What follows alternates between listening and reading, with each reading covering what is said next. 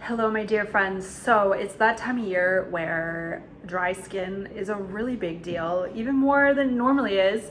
Yeah, humidity levels are plummeting, just the cold weather in general, if you're in Canada or like northern US.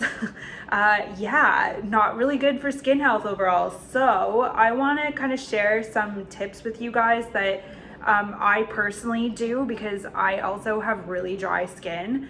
And yeah, I hope this is helpful for you guys because they're pro tips. They're pro tips. They're just things that I wish everybody knew in terms of like how to remedy dry skin, and it does not include slugging because that is never a good idea. So first off, the most obvious thing is correct the root cause of the problem, which is low humidity, right?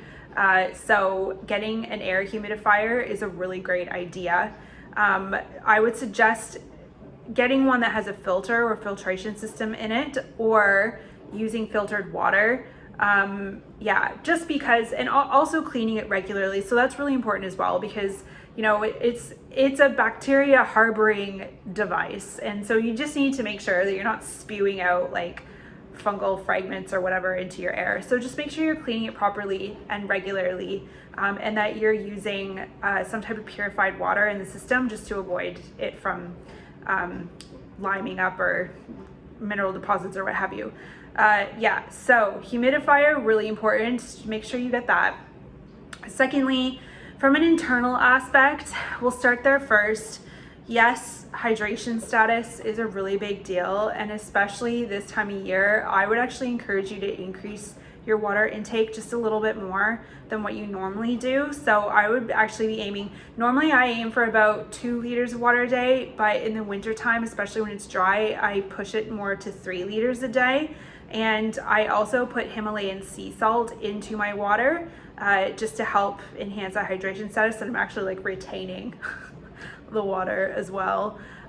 Pro tip when it comes to that as well is chia seed water is also something that you could experiment with, just because the soluble fiber will kind of help keep the water in your system just a little bit longer. So those are all the things to just kind of experiment with.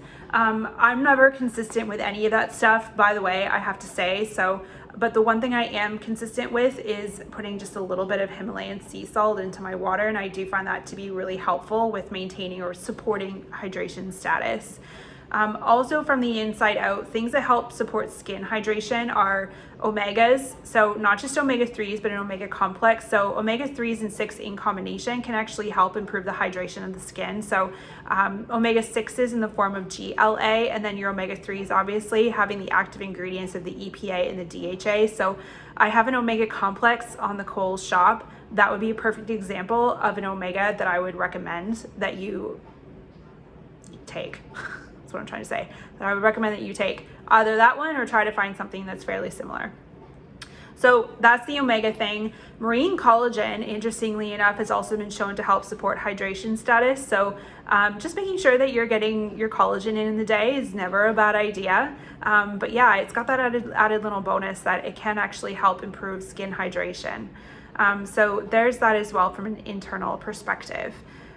Topically, I've got some pro tips here that I feel like are going to be a little bit different than what you've probably heard. So obviously when it comes to, sorry, my dishwasher is running. Maybe I shouldn't have done this right now. Obviously when it comes to the topical hydration stuff that you can do, we need to kind of revamp or look at your entire skin regimen. So straight down to the cleanser that you're using. So if you're noticing that your skin is particularly dry this time of year, I would encourage you to start with switching up your cleanser. If it's not a cleanser for sensitive skin, for example, or one that uses gentle surfactants, then I would be switching it to something else.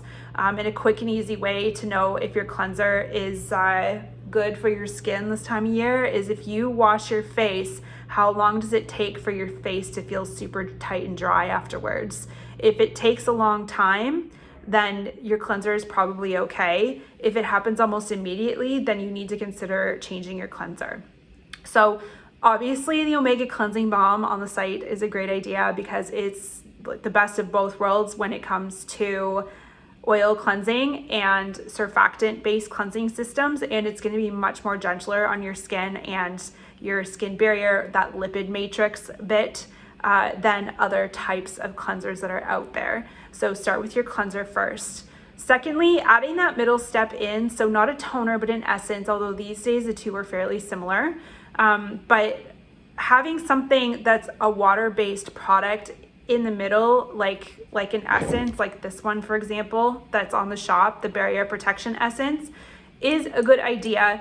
Also, too, I spritz this on my skin multiple times in the day.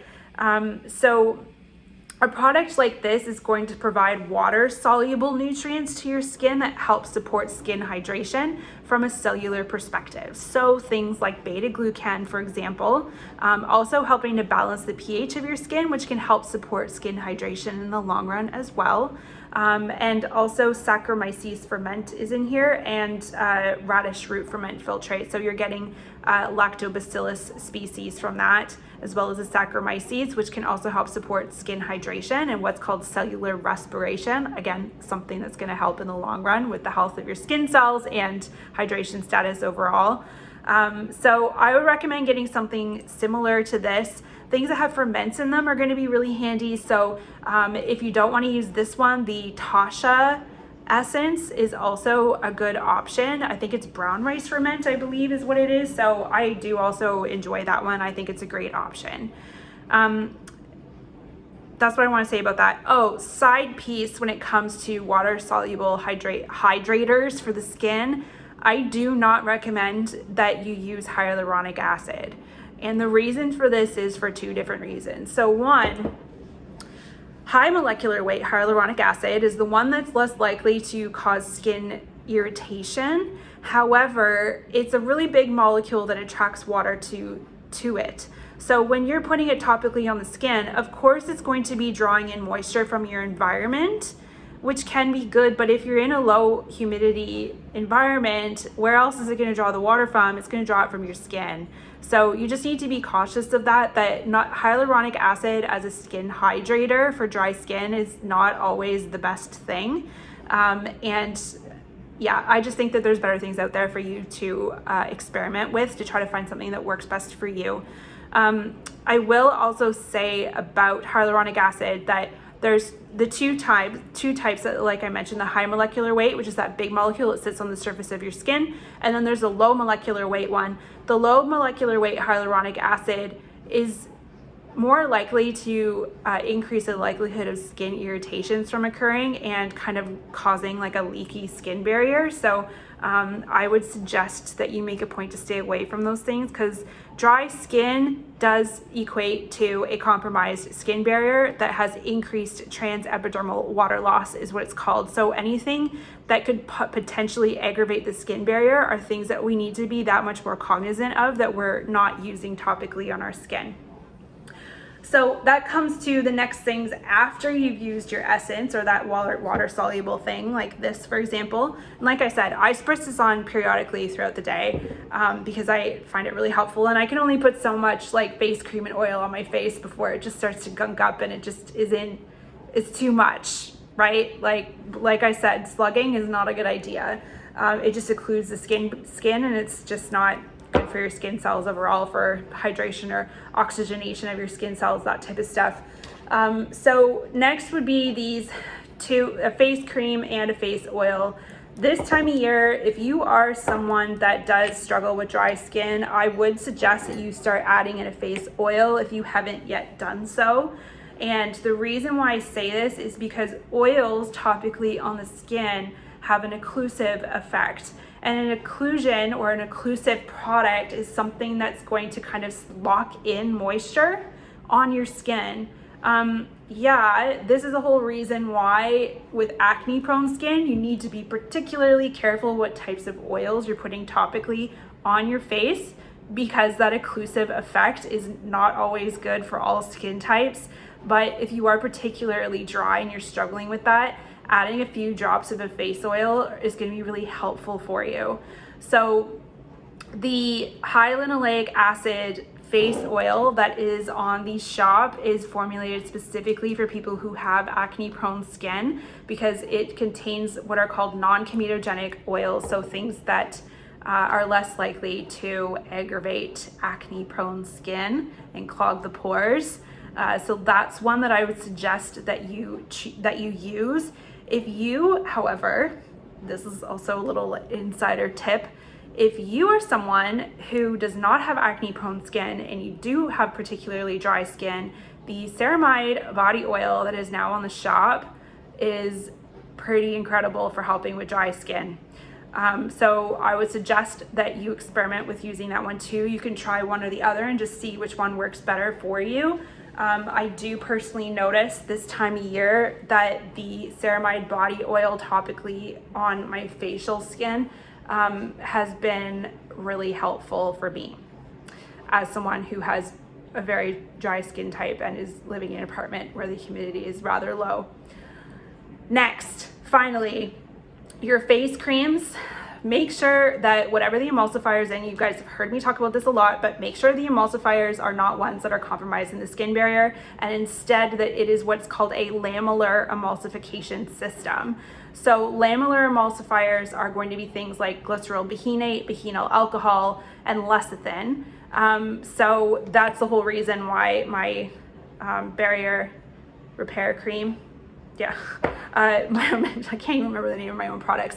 That's the whole reason why the barrier repair cream exists, is because it is a lamellar emulsification system. So it mimics the skin barrier as opposed to compromising it like most emulsifiers can do over a long period of time. And again, if you have something like dry skin, you need to be more aware of this stuff, because yes, people can use emulsifiers and not notice that there's anything going on negatively with their skin, right? But if you are having things going on, then these are all things that you need to kind of pay attention to, because these little tweakments can actually make a huge difference in the overall health of your skin. So lamellar emulsification systems. Resveratrol also happens to help improve skin hydration, which is a pretty handy thing when it comes to helping to maintain this health of the skin barrier and reduce skin dryness, which is in, again, the barrier repair cream. And then the peptide that is particularly used in this, the Captopril tetrapeptide 3, I think I said it right this time, helps to increase the health of what's called the dermal epidermal junction in your skin. So that is a certain layer of your skin that as we age becomes compromised and becomes thinner. As we age, we're also more likely to experience dry skin. So that's yet another reason where if you can just kind of support these cellular processes that are happening, we can minimize the likelihood of dry skin from becoming an issue or from even being an issue for you in the first place. So I hope all that stuff helps kind of clarify a few things for you. The world of skincare is extensive and very complicated.